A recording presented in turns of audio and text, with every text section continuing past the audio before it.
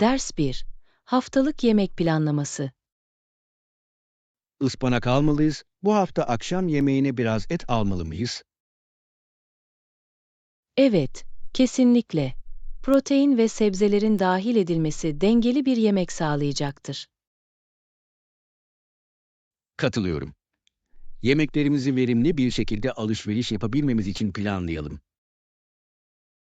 Bu harika bir fikir gibi geliyor. Bir plana sahip olmak zamandan ve paradan tasarruf sağlar. Ayrıca hafta boyunca sağlıklı beslenmemizi sağlar. Evet, ve işleri ilginç tutmak için yeni tarifler deneyebiliriz. Mutfakta birlikte deney yapmaktan heyecan duyuyorum. Ben de. Bu haftayı lezzetli ve besleyici hale getirelim. Birlikte harika yemekler yaratacağız. Ders 2. Aralık şenlikleri. Aralık Noel ayıdır. Çoğu insan çok Noel alışverişi yapar. Evet, yılın çok yoğun bir zamanı. Ama aynı zamanda neşe ve heyecanla dolu. Kesinlikle. Süslemeler ve şenlikli atmosfer her zaman canlandırıcıdır. Tatil ruhunun toplulukları bir araya getirmesini seviyorum. Evet, insanların nezaket ve neşe yayması için harika bir fırsat. Yapabildiğimiz sürece şenliklerin tadını çıkaracağımızdan emin olalım. Katılıyorum. Her şey sevdiklerinizle bu özel anları beslemekle ilgili.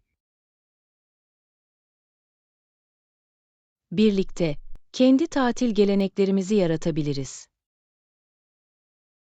Evet, sezonu seninle kutlamayı dört gözle bekliyorum.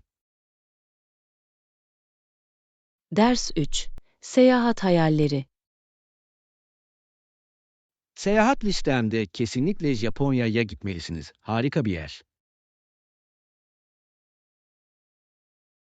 Kulağa inanılmaz geliyor.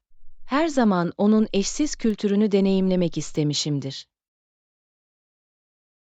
Evet, gelenek ve modernliğin karışımı gerçekten büyüleyici. Özellikle otantik Japon mutfağını denemek için heyecanlıyım. Kesinlikle oradaki yemek deneyimin büyük bir parçası. Ayrıca, tapınakları ve bahçeleri keşfetmek nefes kesici olurdu. Hayalinizdeki Japonya gezimizi birlikte planlamaya başlayalım. Bunu çok isterdim. Bu tür deneyimleri paylaşmak onları daha da unutulmaz kılacaktır. Bizi bekleyen maceralar için heyecanlıyım. Ders 4. Takım dinamikleri. Bence bu yeni girişim iş-ayam dengesinde daha fazla esneklik sağlamayı amaçlıyor ve bu ekibimizi gerçekten etkileyebilir. Kesinlikle. Esneklik, ekip üyeleri arasında üretkenliği ve genel iş memnuniyetini artırabilir.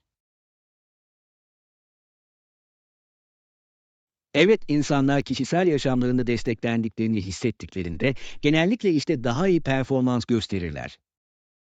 Kesinlikle. Herkesin değerli ve anlaşıldığını hissettiği bir ortam yaratmak çok önemlidir. Bu değişikliğin daha olumlu ve işbirlikçi bir atmosfere yol açabileceğine inanıyorum. Kesinlikle. Bu değişiklikleri nasıl etkili bir şekilde uygulayabileceğimizi tartışmaya devam edelim. Birlikte iş yerimizi herkes için daha keyifli bir yer haline getirmeye yardımcı olabiliriz. Bu girişimin ekibimiz üzerindeki olumlu etkisini görmek beni heyecanlandırıyor.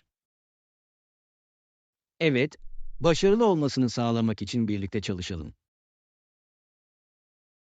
Ders 5. Hobileri takip etmek. Evet, birkaç yıl ders aldım. Çok zor bir işti ama inanılmaz derecede ödüllendiriciydi. Bu etkileyici.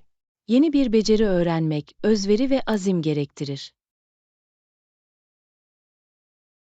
Kesinlikle. Zorluktan gerçekten keyif aldım ve kişisel olarak büyümemi sağladı. Bağlılığınıza hayranım. Bu dersler sırasında ne öğrendiniz? Disiplin ve uygulamanın önemi hakkında çok şey öğrendim. Bunlar hayatın birçok alanına uygulanabilecek değerli derslerdir. Evet ve aynı zamanda başkalarıyla bağlantı kurmam için yeni fırsatlar da yarattı. Bu harika. Hobiler, benzer düşünen insanlarla tanışmanın harika bir yolu olabilir. Yeni şeyler öğrenmeyle ilgili deneyimleriniz hakkında daha fazla şey duymak isterim. Ders 6. Gelecek özlemleri. Hey, son zamanlarda geleceğimizi düşünüyordum. Herhangi bir plan yaptın mı? Evet, birkaç seçenek düşünüyordum. Ama henüz hiçbir şey taşa konulmadı. Bu anlaşılabilir bir durum. Keşfettikçe seçeneklerimizi açık tutmak iyidir. Kesinlikle. Esnek kalmanın ve yeni fırsatlara açık kalmanın önemli olduğunu düşünüyorum. Katılıyorum. Gelecek için bir vizyona sahip olmak karar vermede bize rehberlik edebilir. Evet ve hedeflerimizi netleştirmek için düşüncelerimizi tartışmaya yardımcı olur. Birbirimizi destekleyebilmemiz için planlarımız hakkında birbirimizi güncel tutalım. Bunu çok isterdim. Fikirlerini paylaşacak birine sahip olmak her zaman yararlıdır. Birlikte yollarımızda gezinebilir ve hayallerimizi gerçekleştirebiliriz. Ders 7. Topluluk bağlantıları. Peki Mark, aslen nerelisin? Aslen kırsal kesimde küçük bir kasabadan geliyorum. Şehirden uzakta. Kulağa büyüleyici geliyor. Orada büyümenin kendine özgü deneyimleri olduğunu hayal ediyorum. Evet, bizi çevreleyen bir sürü doğa ile huzurlu ve güzeldi. Bunun hayata bakış açınızı nasıl şekillendireceğini görebiliyorum. Kesinlikle. Bana daha basit şeyleri takdir etmeyi öğretti. Geçmişlerimiz hakkında daha fazla bilgi paylaşalım. Birbirimizden öğrenmek büyüleyici. Katılıyorum. Farklı deneyimlerimiz değerli bilgiler sunabilir. Hikayeniz hakkında daha fazlasını duymak için sabırsızlanıyorum. Ders 8. Bakkal temelleri. Bunu duymak güzel. Elmam var mı? Evet, yapıyoruz. Kırmızı ve yeşil elmalarımız var. Mükemmel. Her iki türü de seviyorum. Atıştırmalıklar veya fırıncılık için harikalar. Kesinlikle.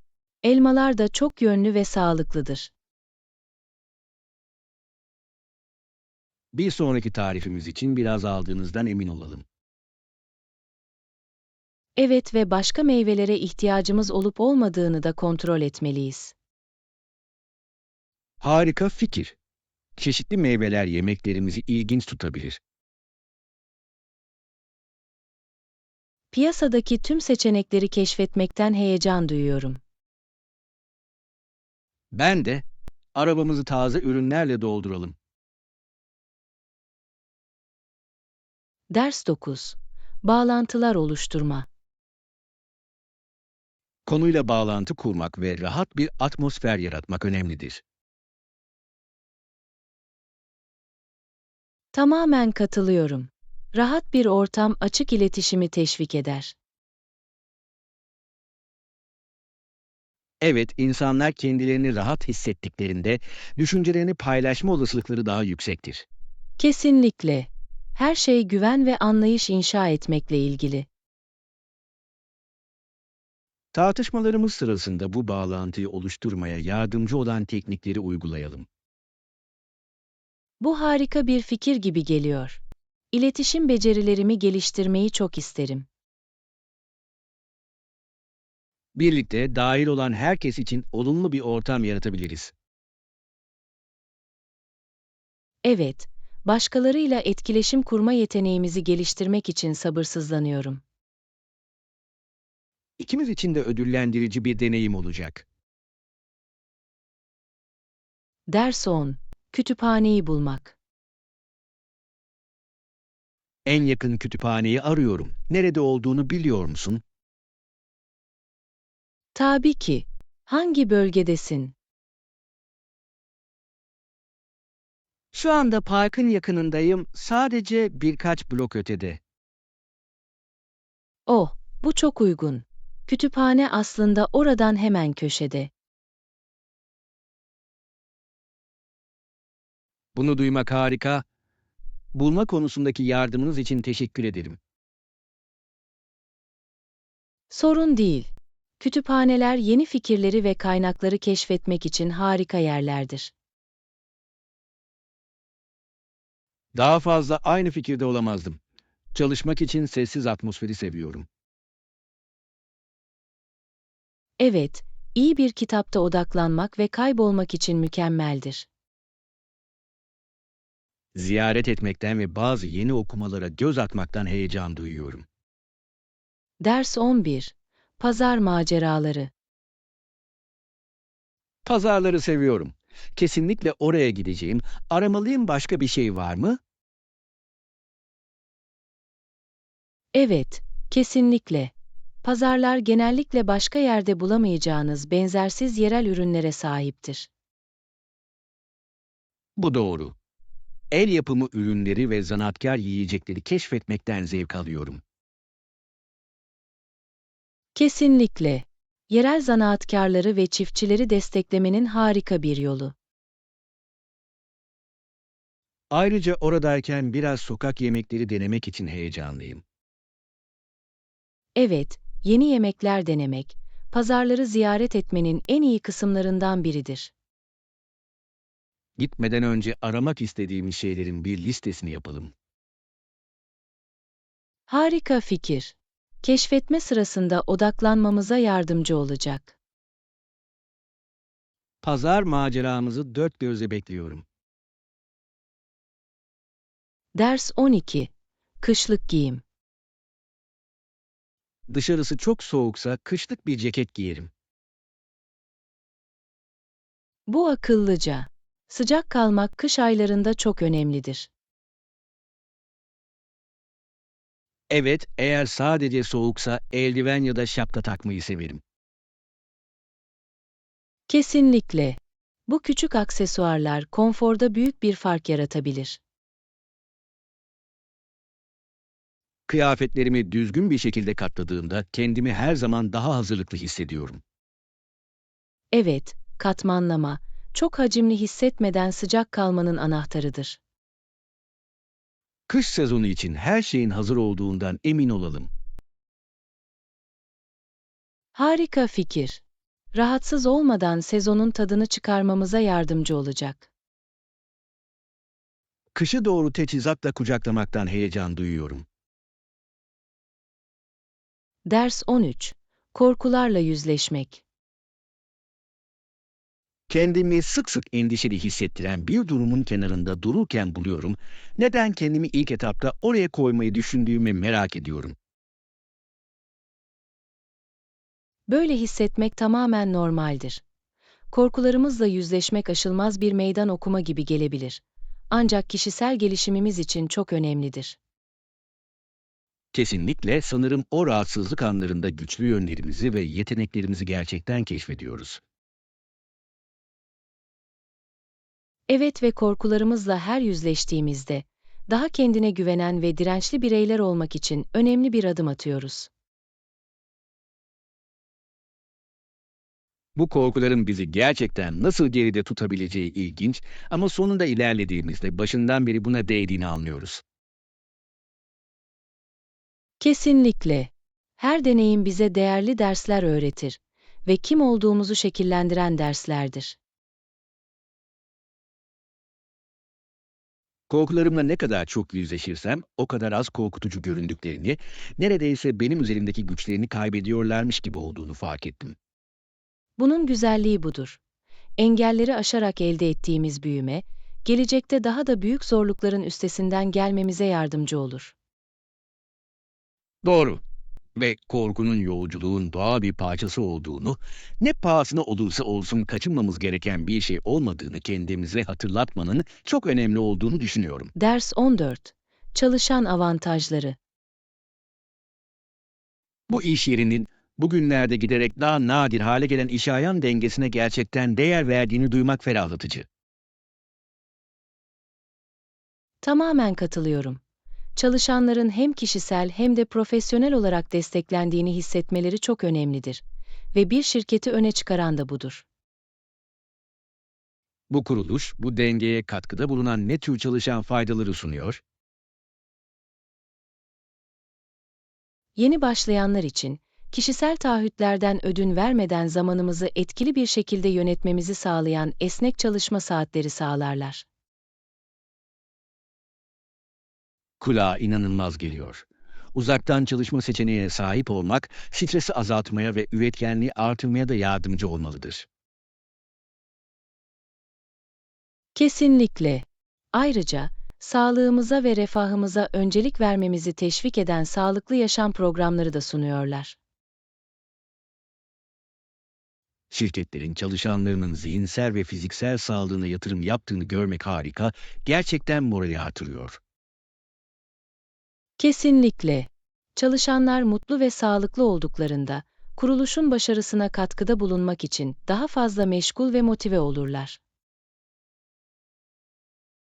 Bu faydaların olumlu bir çalışma ortamı yarattığını ve onu çalışmak için çekici bir yer haline getirdiğini görebiliyorum. Ders 15. Güz fuarları. Doğrudan çiftçilikle bağlantılı olmasalar bile kasaba ve şehirlerden insanların sonbahar fuarlarına akın etmesini büyüleyici buluyorum. Bu doğru. Sonbahar fuarları, herkesi içine çeken benzersiz bir nostalji ve topluluk ruhu karışımı sunar. Lezzetli yemeklerden heyecan verici gezintilere kadar çeşitli deneyimler sonbaharın özünü gerçekten yakalıyor. Evet, ve sergilenen el sanatları ve yerel ürünler, bu çiftçi topluluklarındaki yaratıcılığı ve yeteneği vurgulamaktadır. Gelenekleri canlı tutmanın ve şehir sakinlerinin sadece bir hafta sonu için bile olsa kırsal yaşamı takdir etmelerine izin vermenin harika bir yolu. Kesinlikle. Fuarlar, kentsel ve kırsal yaşam tarzları arasındaki boşluğu kapatarak bir bağlantı duygusu yaratır. Ayrıca aileler bir araya geldikçe havayı dolduran kahkaha ve neşeyle atmosferde büyülü bir şey var. Gerçekten de, bize hayattaki basit zevkleri ve beraberliğin önemini hatırlatan bir topluluk kutlamasıdır. Bence bu yüzden bu olaylar gelişmeye devam ediyor, bir kaçış ve köklerimizle yeniden bağlantı kurma şansı sunuyorlar. Ders 16. Şehir dayanıklılığı. 18 yıl boyunca kuşatıldıktan sonra bir şehrin hala böyle bir canlılık ve umutla nasıl gelişebileceğini görmek dikkat çekici. Gerçekten ilham verici. Topluluğun dayanıklılığı, kararlılıkları ve ruhları hakkında çok şey anlatıyor. Evet, karşılaşılan zorluklara rağmen insanlar şehirlerinde bir kimlik ve gurur duygusu sürdürdüler. Bu onların güçlerinin bir kanıtıdır. Sadece hayatta kalmakla kalmadılar. Aynı zamanda olasılıklara karşı gelişmenin yollarını da buldular. Zorluğun bazen insanlardaki en iyi ortaya çıkarması, birliği ve yaratıcılığı teşvik etmesi büyüleyici. Kesinlikle. Çevrelerini yeniden inşa etme ve iyileştirme kararlılığı güçlü bir motivasyondur. Taşıdıkları umudun şehri canlı tutan, ilerlemeyi ve yeniliği teşvik eden şeyin olduğuna inanıyorum. Evet ve hikayeleri, En karanlık zamanlarda bile bizi ileriye doğru yönlendirecek bir ışık olduğunu hatırlatıyor. Bence bu yüzden bu anlatıları paylaşmanın önemli olduğunu düşünüyorum. Kendi zorluklarıyla karşı karşıya kalan başkalarına sebat etmeleri için ilham veriyorlar. Ders 17. Otobüs durağı karşılaşmaları. Bazen geç kaldığımda veya yağmura yakalandığımda kendimi evinizin yakınındaki otobüs durağında buluyorum. Kendimi biraz yersiz hissediyorum. Bu küçük anların beklenmedik karşılaşmalara yol açması ilginç, değil mi? Kesinlikle otobüs beklemek kadar basit bir şeyin sohbet için bir şans yaratması komik. Evet ve bu anlar genellikle daha derin bağlantılara yol açar ve hayatımızın bazı kısımlarını paylaşmamıza izin verir. Bence hayatın öngörülemezliğini de vurgular, kiminle tanışabileceğimizi veya ne öğrenebileceğimizi asla bilemeyiz. Kesinlikle. Her etkileşim deneyimlerimizi zenginleştirme ve bakış açılarımızı genişletme potansiyeline sahiptir. Sanırım bize en sıradan durumlarda bile çevremizdeki dünyaya açık olmamızı hatırlatıyor. Kesinlikle. Sıradanlıkta güzellik vardır ve bazen en anlamlı anlar onları hiç beklemediğimiz zamanlarda olur. Kendiliğindenliği kucaklamak ve başkalarıyla bağlantı kurmamıza izin vermek için harika bir hatırlatma. Ders 18. İyi anlaşma. Bu kadar makul bir fiyata 2 gecelik teklifi duyduğumda gerçek olamayacak kadar iyi olduğunu düşündüm. Ne demek istediğini anlıyorum. Bunun gibi fırsatlara ulaşmak zor. Özellikle popüler turistik bölgelerde. Bütçe dostu bir şey bulduğunuzda bir kaçamak planlamayı çok daha çekici hale getirir. Kesinlikle. İyi bir anlaşma, bankayı bozmadan yeni yerler keşfetmemize izin veren pek çok olasılık açabilir. Bu tür fırsatlardan yararlanmanın önemli olduğunu düşünüyorum, özellikle beklenmedik bir şekilde ortaya çıktıklarında. Evet, ve bir gezi planlamanın heyecanı, paranızın karşılığını çok iyi aldığınızı bildiğinizde artar. Akıllı bir seçim yaptığınızı bilerek deneyimi sadece keyifli değil, aynı zamanda ödüllendirici hale getirir. Kesinlikle. Artı, bize finansal zorlanmanın stresi olmadan kalıcı anılar yaratma şansı veriyor. Her fırsattan en iyi şekilde yararlanmaktan yanayım, özellikle seyahat söz konusu olduğunda. Ders 19. Konaklama maliyetleri. Bir gezi planlarken bütçe dahilinde kalmamızı sağlamak için konaklama maliyetlerine öncelik vermek önemlidir. Kesinlikle. Kalacak doğru yeri bulmak, seyahatlerimizin genel deneyimini önemli ölçüde etkileyebilir. Özellikle popüler destinasyonlara seyahat ederken hostelleri veya bütçe dostu otelleri düşünmek genellikle akıllıca olacaktır. Evet, ve birçok hostel, otellerin sağlayamayabileceği benzersiz deneyimler ve sosyal fırsatlar sunar. Ayrıca ekonomik bir konaklama biriminde kalmak konfordan ödün vermek anlamına gelmez. Çoğu oldukça rahat ve iyi bir konumdadır. Kesinlikle. Her şey, konaklamamızdan en iyi şekilde yararlanmamızı sağlamak için maliyet ve rahatlık arasında bir denge bulmakla ilgilidir. Seçenekleri araştırmanın ve karşılaştırmanın seyahat deneyimimizi geliştiren bazı şaşırtıcı keşiflere yol açabileceğini düşünüyorum. Kesinlikle. Harcamalarımıza dikkat etmek, aktiviteler ve deneyimler için daha fazla tahsis etmemizi sağlar. Bu bir kazan-kazan durumu, mali durumumuzu dengede tutarken daha fazlasını keşfedebiliriz. Ders 20. Avrupa zorlukları. Buradaki yaşam zor olabilir, özellikle diğer Avrupa ülkelerinin çoğuna kıyasla daha yüksek maliyetler göz önüne alındığında. Evet, genellikle yaşam maliyeti artmaya devam ediyor gibi geliyor. Bu da birçok kişinin rahatça geçinmesini zorlaştırıyor. Temel harcamaların herkes için bir öncelik olması gereken yaşam kalitesinden daha ağır bastığında sinir bozucu. Kesinlikle. Hükümetlerin bu sorunları ele almaları ve vatandaşlarına fayda sağlayacak çözümler bulmaları önemlidir. Bu zorluklar hakkında farkındalık yaratmanın olumlu değişim yaratmanın ilk adımı olduğunu düşünüyorum. Evet ve açık tartışmalar yapmak, herkes için yaşam koşullarını iyileştiren yenilikçi fikirlere yol açabilir.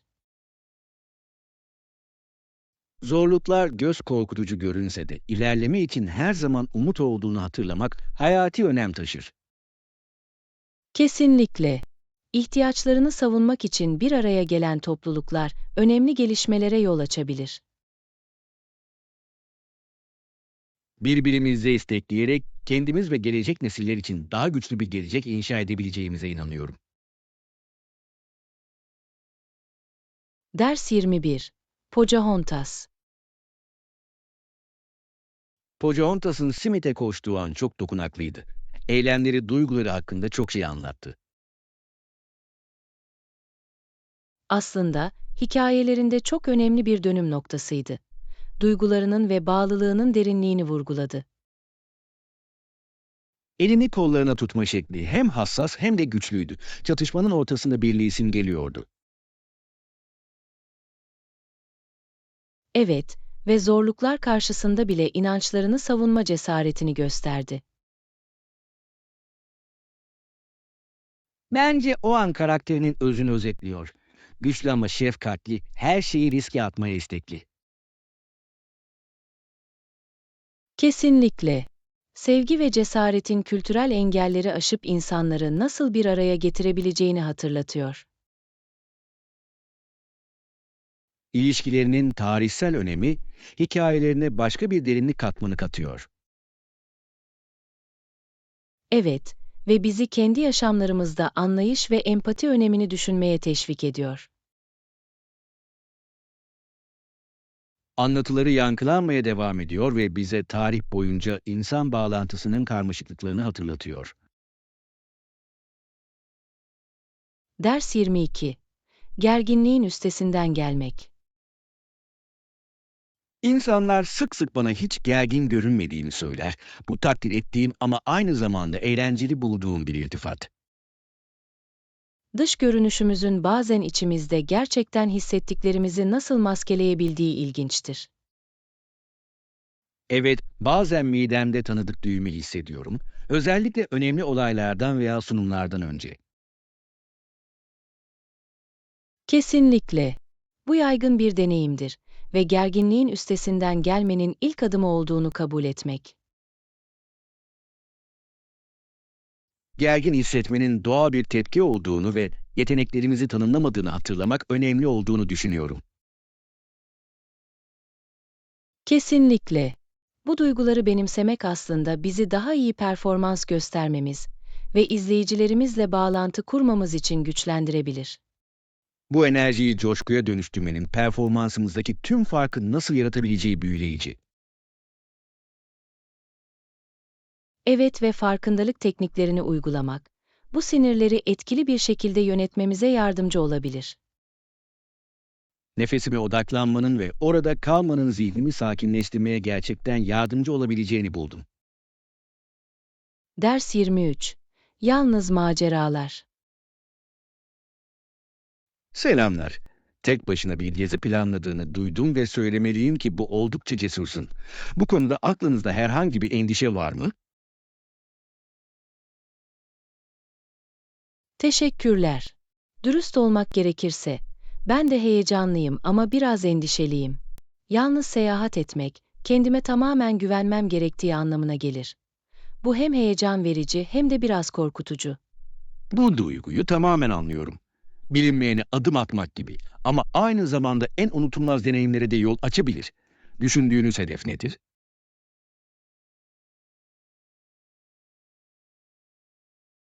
Japonya gibi güzel bir ülkeyi düşünüyorum. Kültür, yemek, ve manzaralar sadece büyüleyici. Ama her şeyi tek başıma gezinmekten endişe ediyorum. Japonya inanılmaz bir seçim. Toplu taşıma çok verimli. Bu yüzden biraz plan yaptığınız sürece yönetilebilir bulacaksınız. Ziyaret etmek istediğiniz yerleri düşündünüz mü?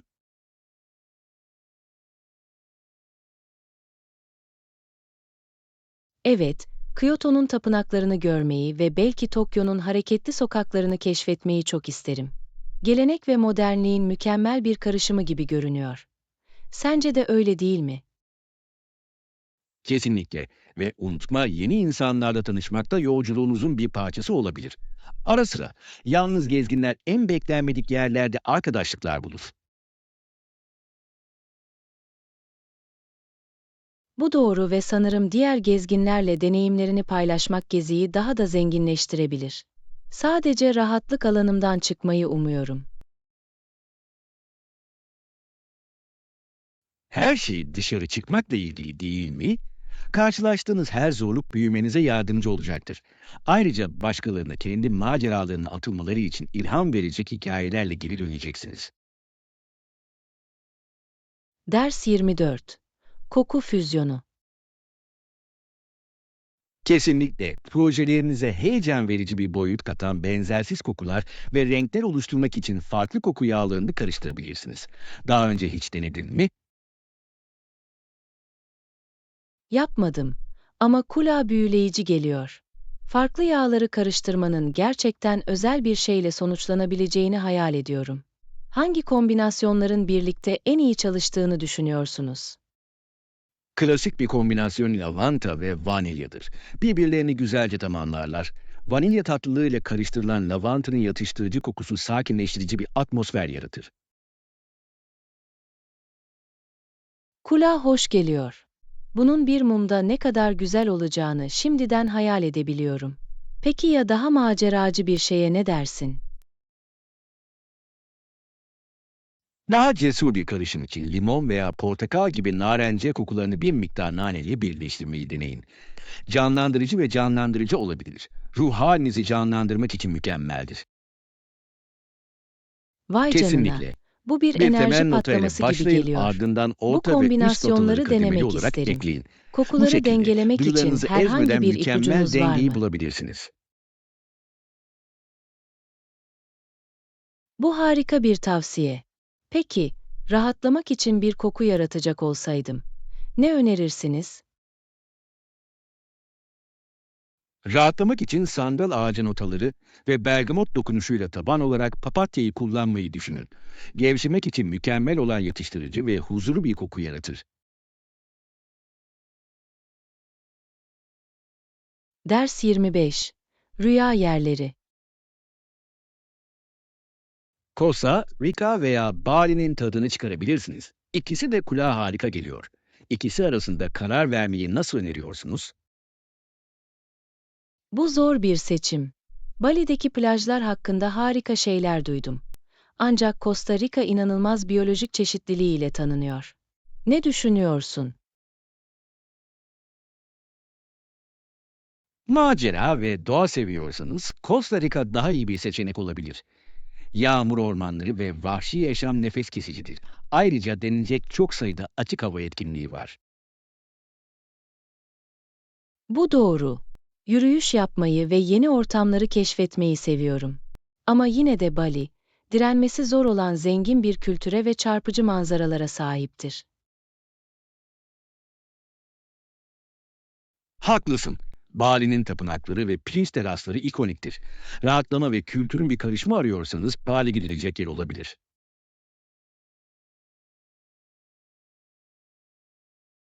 Kesinlikle. Belki hangi faaliyetlere öncelik vermek istediğimi düşünmeliyim. Rahatlamaya eğilirsem, Bali daha iyi olabilir. Ama macera için Costa Rica beni arıyor. Bu akıllı bir yaklaşım. İkisini de birleştirmeyi bile düşünebilirsiniz. Birinde birkaç gün geçirin ve sonra diğerine seyahat edin. Kulağa mükemmel geliyor. İkili destinasyon macerası. Her iki dünyanın da en iyisini deneyimlememe izin verir.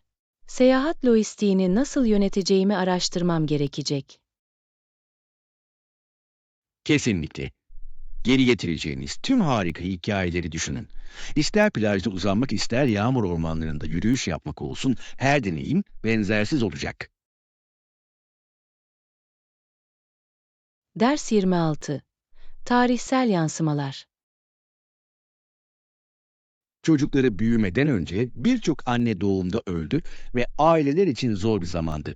Sizce bu, o dönemin sosyal dinamiklerini nasıl şekillendirdi?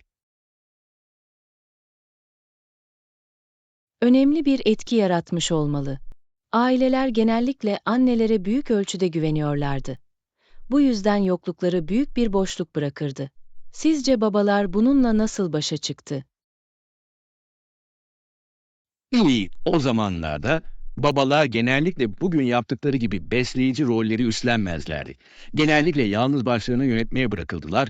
Bu onlar için inanılmaz derecede zor olmalıydı. Kesinlikle. Toplumsal beklentilerin nasıl geliştiğini düşünmek büyüleyici. Bugün, her iki ebeveyn de sorumlulukları daha eşit paylaşıyor. Evet ve bu tarihsel zorluklar destek sistemlerinin önemini vurgulamaktadır. Topluluklar muhtemelen ihtiyacı olan ailelere yardım etmek için bir araya geldi. Bu harika bir nokta. O zamanlar dayanıklılığın ne kadar önemli olduğunu ve toplulukların birbirlerini desteklemek için nasıl adapte olduklarını gösteriyor. Doğru. Bu deneyimlerin nesiller boyunca aile ve ebeveynlik konusundaki kültürel bakış açılarının nasıl şekillendirdiğini görmek ilginç.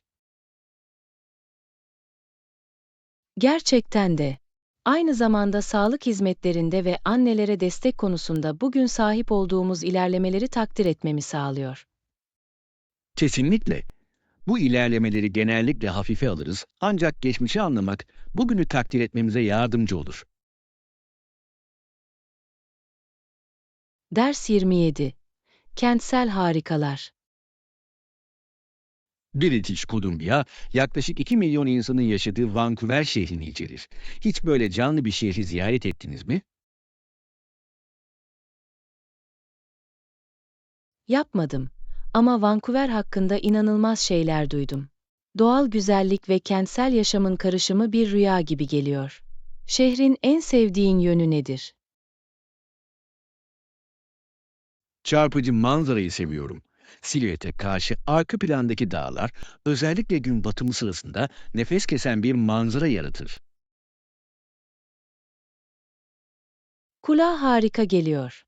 Ne kadar pitoresk olması gerektiğini hayal edebiliyorum. Şehrin doğa ve şehir yaşamı arasında iyi bir denge sunduğunu düşünüyor musunuz? Kesinlikle. Doğanın tadına bakmak için Stanley Park'ı keşfedebilir ve sonra şehir merkezindeki çeşitli yemek sahnesinin tadını çıkarabilirsiniz. Her iki dünyanın da en iyisi. Bu benim gibi hem açık hava maceralarını hem de kültürel deneyimleri seven biri için mükemmel. Orada hangi aktiviteleri tavsiye edersiniz? Yerel sanat ve yemek için deniz duvarında bisiklet sürmenizi veya Granville adasını ziyaret etmenizi öneririm. Şehrin her köşesinin kendine özgü bir cazibesi vardır. Bu fikri seviyorum. Artı, çeşitli nüfusla, kültürel festivallerin inanılmaz olduğundan eminim. Bu canlı topluluk ruhunu deneyimlemeyi çok isterim. Kesinlikle. Festivaller şehrin çok kültürlü özünü yansıtıyor ve onu ziyaretçiler için zengin bir deneyim haline getiriyor. Unutulmaz anılarla ayrılacaksınız.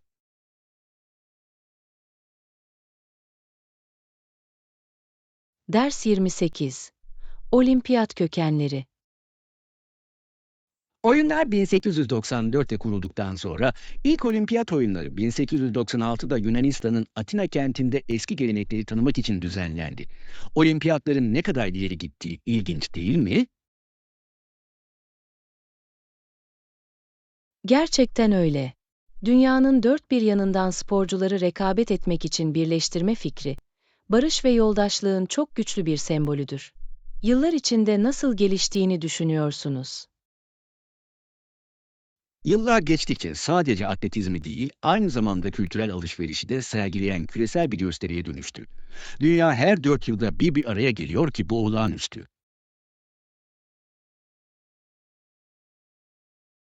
Doğru. Ve dahil edilen sporların da toplumsal çıkarları ve ilerlemeleri yansıtan nasıl değiştiğini görmek ilginç. Kesinlikle. Genç nesillerin gelişen ilgi alanlarına hitap eden yeni sporlar sürekli ekleniyor. Olimpiyatları taze ve alakalı tutar.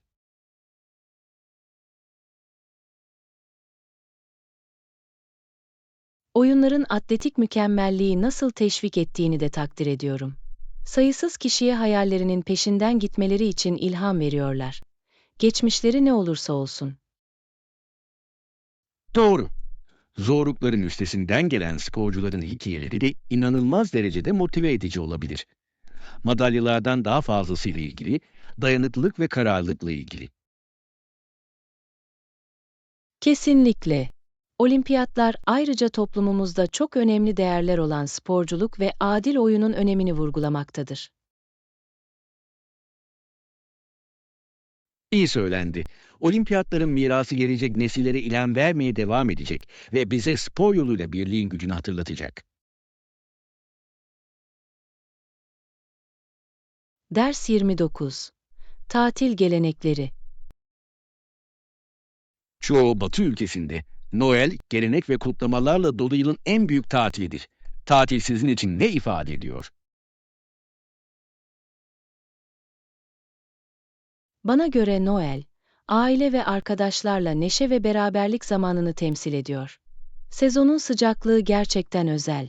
Sence de öyle değil mi? Kesinlikle. Verme ve paylaşma ruhu onu anlamlı kılan şeydir. İnsanların kutlamak için bir araya geldiğini görmek iç açıcı.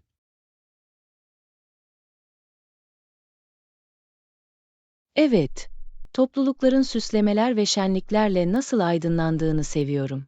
Direnmesi zor olan büyülü bir atmosfer yaratır.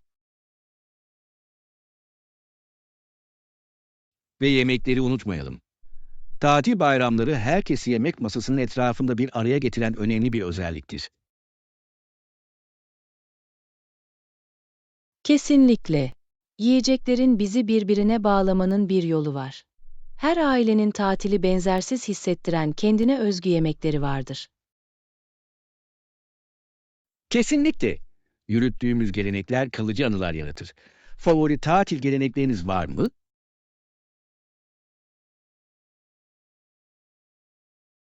Favorilerimden biri Noel müziği dinlerken ağacı süslemek. Sezona başlamak için basit ama neşeli bir yol. Bu çok güzel. Tatil ruhunun özünü gerçekten yakalayan o küçük anlardır. Ders 30. Doğanın majesteleri. Yellowstone ihtişamı o kadar etkileyici ki o zaman milli park yapılmasını istediler. Hiç böyle bir doğa harikasını ziyaret etmeyi düşündünüz mü?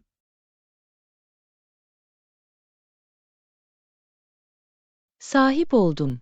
Yellowstone, jeotermal özellikleri ve çeşitli vahşi yaşamı ile özel bir cazibeye sahiptir. Şahsen deneyimlemek nefes kesici olmalı.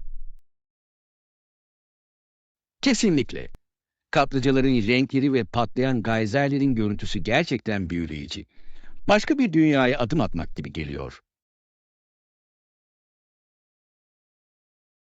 Kulağa inanılmaz geliyor. Parkı keşfetmenin nasıl hayranlık uyandıran anlarla dolu bir macera olacağını hayal edebiliyorum. Orada en sevdiğin yer neresi? Old Fight'ın mutlaka görülmesi gereken bir yer olduğunu söyleyebilirim. Patlamasını izlemek sadece etkileyici değil, aynı zamanda doğanın gücünü de hatırlatıyor. Bunun neden bir vurgu olacağını anlayabiliyorum. Yollarda yürüyüş yapmayı ve yol boyunca muhteşem manzaraları seyretmeyi çok isterim. Yürüyüş, doğa ile bağlantı kurmanın harika bir yoludur. Temiz hava ve güzel manzaralar unutulmaz bir deneyim yaratır. Yellowstone'u kesinlikle seyahat listeme ekliyorum. Macera ve huzurun birleşimi kulağa mükemmel geliyor. Pişman olmayacaksın. Doğanın ruhunu gençleştirmenin bir yolu vardır ve Yellowstone bu güzelliğin en iyi örneğidir.